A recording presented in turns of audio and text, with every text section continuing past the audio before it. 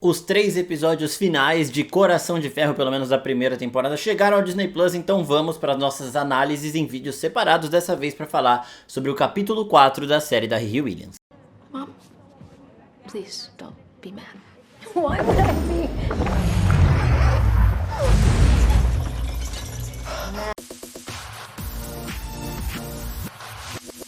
E aí, seus geeks, tudo certo? Eu sou o Marcos Veloso e hoje é da gente falar com spoilers do episódio 4 da primeira temporada da série da Coração de Ferro. Se você ainda não assistiu, vai lá no Disney Plus, assiste e depois volta pra cá, deixa salvo aqui, porque lá no vídeo do segundo episódio a gente cravou muita coisa que rolou na série, então é sempre bom também ver as análises pra entender alguns detalhes escondidos, onde essa série vai levar os personagens que estão nela e tudo mais. Então bora pro vídeo. Bom, a série já volta com uma pegada completamente diferente dos 3 episódios que a gente teve ali do começo de temporada, né? Ali era uma pegada mais de série de assalto, de invasão, tudo mais, e aqui já começa de fato o misticismo contra a tecnologia. Nós somos apresentados a Zelda, que é uma personagem que nos quadrinhos da Marvel faz parte da Strange Academy. Strange Academy é uma academia que o Doutor Estranho monta para treinar feiticeiros nos Estados Unidos, e é também uma produção que a Marvel está estudando fazer. A Marvel está pensando em fazer uma série ou um filme sobre isso, né? Eu acredito que é um dos projetos que não faz muito sentido com a cara que o estúdio tá agora,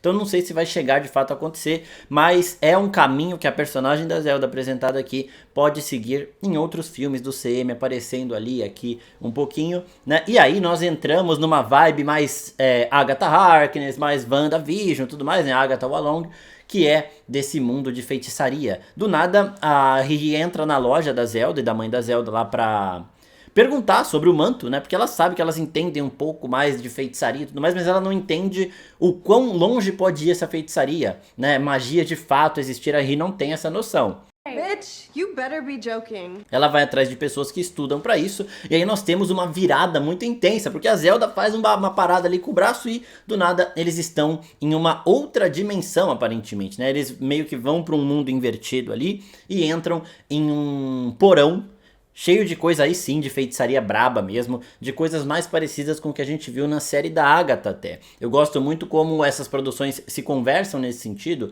mostrando esse padrão de magia do universo Marvel, sem precisar ficar citando, sabe? Elas não citam a Jennifer, não citam a Agatha, nem nada do tipo, não são citadas lá, mostrando que esse mundo de magia, feitiçaria, bruxaria é muito mais amplo nesse universo e tem aí em quase todo canto, sabe? E aí é bem legal porque elas começam a investigar a natureza da capa. A Riri já tinha investigado, falou que não encontrou nada de nenhuma tecnologia conhecida que ela tinha, não achou nada em Wakanda, não achou nada de tecnologia Stark, nem de tecnologia PIM, né? E aí foi ver a parada da mágica, porque ela, até então, a Riri Williams, pra ela, mágica era apenas aquilo que a ciência não explica.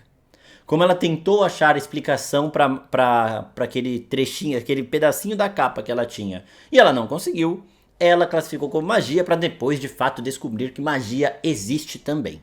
E a gente aprende um pouquinho mais sobre mãe e filha aqui, né, as Stanton, a Zelda e a mãe dela, que a mãe dela foi pro Camartage, chegou a estudar lá no Camartage, que é o local onde o Doutor Estranho começou a aprender também feitiçaria e tudo mais, só que ela saiu de lá porque ela estava grávida, né? E aí a filha dela nasceu nos Estados Unidos, e uma coisa muito interessante é que ela se tornou autodidata. Ela fala que ela queria ter ido pra Camartage para aprender por lá, e a mãe dela fala, não, mas você ficou aqui, estudou nos livros e conseguiu criar a sua magia. Então basicamente a Zelda, ela é um prodígio porque ela leu, ela entendeu e ela adaptou. Ela foi fazendo as coisas do jeito, ela entendeu como funciona e aí começou a agir de uma forma mais dela. Isso torna ela também uma feiticeira única no CM, alguém que não foi doutrinado pela forma de ensino de Camartage. Não que seja ruim, mas Camartage segue um padrão, todos os feiticeiros formados lá vão ter esse padrão. Ela, por ter sido autodidata basicamente, pensa um pouco diferente, talvez mais fora da casinha, e talvez consiga fazer algumas coisas aí que Camartage também não tenha pensado,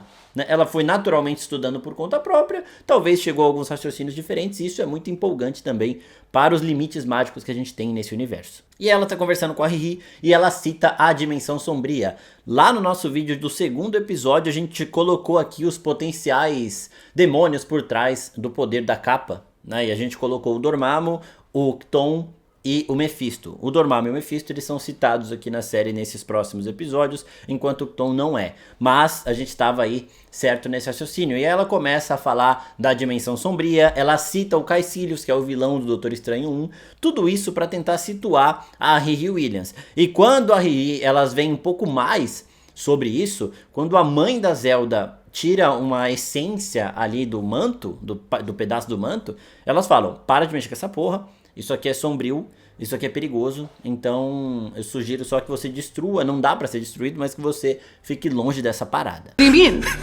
What do you mean? What do you mean? E uma coisa interessante aqui é que a Zelda ela fala que não, a Riri sugere, né, que o manto, a capa está controlando o Parker Robbins.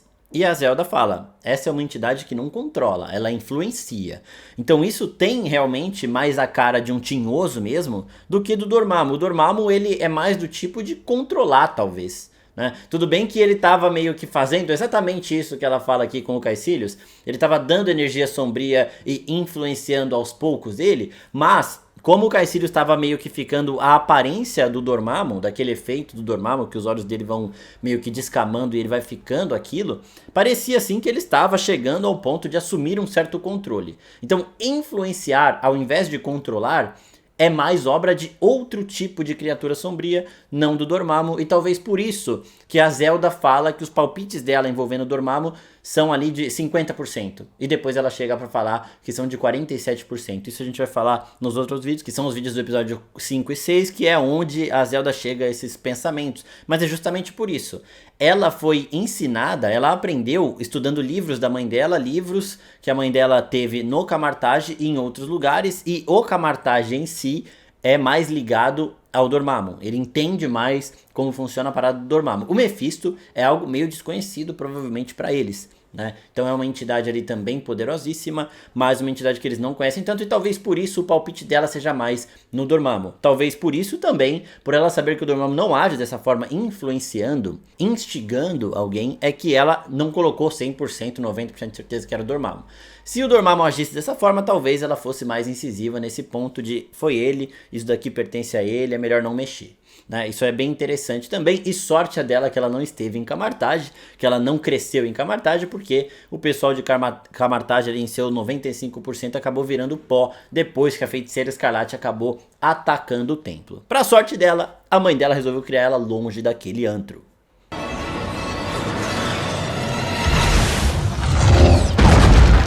E aqui uma outra coisa também, tinha gente reclamando, eu até cheguei a cogitar isso conversando com o meu irmão lá nos primeiros episódios, por que a Riri Williams não pediu ajuda para a Shuri? A Shuri tem todo o dinheiro e poderia fornecer tudo que a Riri quer, mas ela não, primeiro, eu achei que era mais uma questão de eu não quero me escorar em coisas dos outros para conseguir o que eu posso conseguir, né? Eu posso conseguir pelas minhas próprias mãos, mas aqui também a Riri ficou com uma impressão de que ela acabou causando uma guerra entre as duas espécies lá em Wakanda, né? A galera do Namor e a galera do Pantera Negra.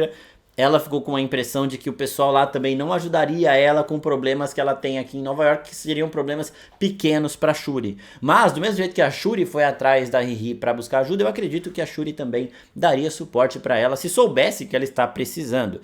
A Riri não quis. A gente vai fazer um vídeo depois falando sobre como essa série trata o legado do Tony Stark, tá? Porque foi um assunto muito discutido no fandom aí. Mas voltando aqui ao assunto do vídeo, ela cita isso também, que tinha muita gente falando, ela não precisava cometer crimes, era só pedir ajuda da Shuri. Mas também é outra parada que a gente vai falar nos vídeos dos próximos episódios, porque toda a motivação dela pra entrar nisso e toda a situação que aconteceu, ela volta à tona também. Um outro ponto interessante aqui é que as coisas que ela faz tá sendo muito parecido com outros jovens Vingadores que estão surgindo aí, né? O final da temporada é meio brusco demais, a gente vai falar disso também no vídeo do episódio 6. Mas esse cometer erros iniciais aí pra depois aprendendo é uma coisa que o próprio Peter Parker passou muito nas mãos até do Tony Stark, com o Tony sendo um mentor mais direto ali pra ele, dando uma bronca, tirando o traje e tudo mais. Então esses erros que se comete quando jovem aí não são exclusivos da Riri Williams, tá? Provavelmente todos os jovens Vingadores e até os Vingadores que são do time principal, mas que são mais novos, como o Peter Parker mesmo, cometeram ou cometerão em algum momento. Agora mudando pro outro foco do episódio, o Stain é preso. A gente falou lá também nos outros vídeos de análise dos 3 primeiros episódios que ele estava caminhando para se tornar um vilão, porque mesmo não querendo se parecer com o pai, ele queria muito preservar o legado do pai. Isso é meio perigoso. O pai dele, Obadiah Stane, que é o monge de ferro lá do primeiro filme do Homem de Ferro. E aí quando ele é preso por um vacilo da Riri, outra coisa que a gente falou também, ele falou que aquela capa que ela estava usando poderia levar diretamente pra ele, porque só ele fazia aquilo, ela deixou aquilo cair na cena do crime, a polícia chegou na casa do cara, ele foi preso, ele ficou puto com ela, com razão, por quê? Porque primeiro, ele já é mentalmente instável. Ela ensinou ele a se posicionar de uma maneira mais forte, ele gostou daquilo, gostou do pequeno poder que ele teve, do sentimento que ele teve quando ele conseguiu fazer com que a outra pessoa fizesse o que ele queria. Então ele começa a nutrir um pouco mais disso, é um perigo, é um cara isolado do mundo, tá ligado? É um cara que guarda muita raiva lá, principalmente da vizinha dele, por exemplo, e ele tem medo de soltar isso porque ele tem medo de se parecer com o próprio pai. Mas aí ele acaba ficando com essa raiva da Riri Williams, porque ele avisou ela que era perigoso, que poderia levar até ele. E ele teve todo o legado que ele estava protegendo do pai dele ali exposto na mídia, uma parada meio que torna ele um psicopata, ou alguém perigoso, alguém que vai ser mal visto pelas pessoas caso saia da prisão em algum momento. E aí chega o Parker Robbins com essa capa, esse manto demoníaco que tá ali instigando ele, fazendo com que ele seja cada vez pior, atraindo o Stain. Fala, ó, eu te tiro da cadeia porque você e eu temos um inimigo em comum, que é a Riri Williams. Sim, né, como a gente também falou lá no vídeo de análise do terceiro episódio, o Parker Robbins, ele vê a armadura quando ele tá lá na sala dele sofrendo também pela capa, mas pela morte do primo dele. Então ele sabe que foi a Riri que matou o John lá. Então ele chega pro Stain pra achar um aliado pra combater a Riri Williams. O Stain acaba aceitando. Então outra parte aqui que a gente já tinha falado, ele estava caminhando pra ser um vilão, ele continua caminhando pra ser um vilão. No final ali do 6º episódio indica que ele teria uma redenção, mas ele mesmo nega essa redenção, a gente vai falar disso também. Oh my God. Mas o 4º episódio é isso, gente. Eu espero que vocês tenham gostado. Se gostou, se inscreve no canal e ativa o sininho, porque o vídeo do episódio 5 também chega ainda hoje. Então fiquem de olho, e do episódio 6 vai chegar mais pro finalzinho da semana. É isso, pessoal. Muito obrigado, até a próxima. Tchau, tchau.